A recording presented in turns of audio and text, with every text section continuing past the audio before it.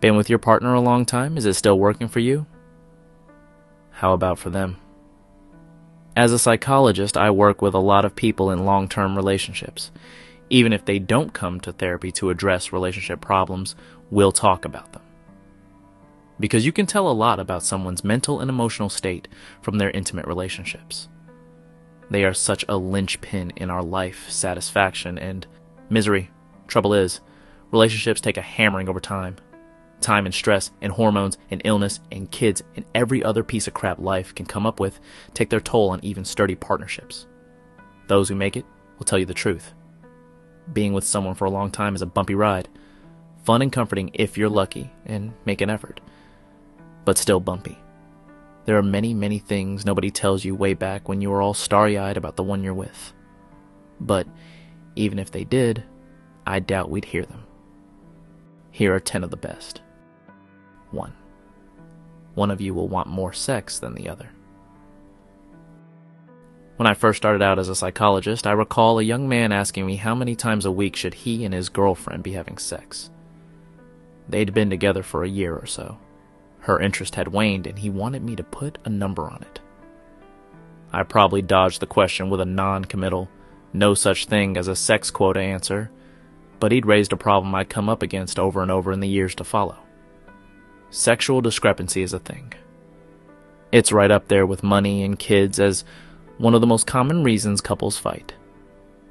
There is no one-size-fits-all answer, so to speak. But if you shove the problem in the corner and try to ignore it, it'll play up. Just saying. 2. You will think other couples have better sex lives. Well, a few do. But many people get very messed up in thinking others are having more fun than them, a lot more often. Being a therapist has taught me this. People are having a lot less sex than they admit. Certainly they are having a lot less good sex. 3. Only your dog will love you unconditionally. Unconditional love? What a rort. The idea that you should love someone with no strings attached is questionable, if not madness. Yes, it's good to give love freely, and to look beyond your partner's minor annoyances and transgressions. But loving them when they persist in treating you badly, or loving them and being fine with getting nothing back is deeply flawed. Love is a two-way street, and it takes an ongoing investment from both parties to make it work. Expect your dog to greet you at the door with their tongue hanging out and tail wagging, but no one else. 4. Your partner will do many things differently. That's okay. Everyone has the right to load the dishwasher their own way.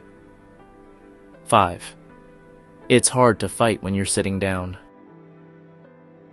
Conflict is part of intimacy. As psychiatrist Dr. Edith Eger says, it may not be possible to have an intimate relationship without it. Niggles, disagreements, and the occasional blowout are part of the package for most of us. But we need to be careful about rising into a fight every time something about our partner annoys us. Take a breath. Sit down, on the couch, or even the floor. It's a simple and effective way of taking the sting out of conflict. 6. What happens between the fight is a bigger deal than the fight itself.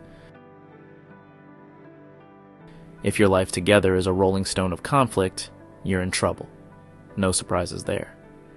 But the odd fight is fine, and normal, as long as there's a lot of good stuff in between. When your kids grow up and go to therapy, they will talk about the vibe in their house, and how, and by whom, they were loved. So check in on the emotional landscape you are creating, not just for any kids, but for you.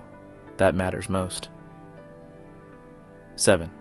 You will get bored. So will they. Boredom is the stealthy third party in relationships. There's no grand entrance. It doesn't announce itself with a bold knock on the door. It just creeps in the window, settles down on the couch, and takes hold of the remote control.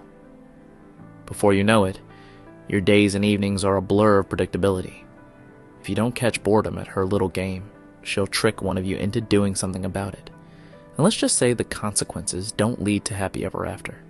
Keep invested in your own life. Do stuff. Some together, some apart. but mix it up, or boredom will come for you. 8. You will be tested in a way you don't expect. It doesn't matter how cleverly you fill your relationship survival kit, your biggest test as a couple will come from left field. It always does. 9. Talking about feelings is a trap. Everyone who knows me knows this is one hill I will die on. While I'm all about encouraging people to talk about their feelings, I'm equally devoted to the idea we should shut up sometimes. EQ is the hallmark of great relationships. Being able to identify, understand, and manage your feelings. If both parties can do this, you hugely increase your odds of growing old together contentedly.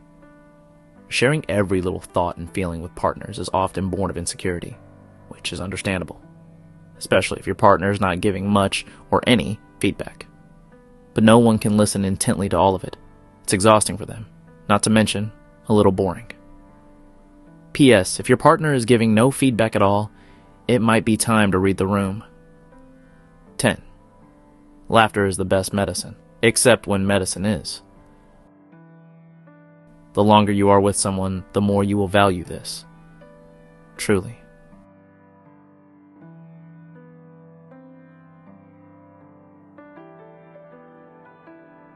Thanks for watching.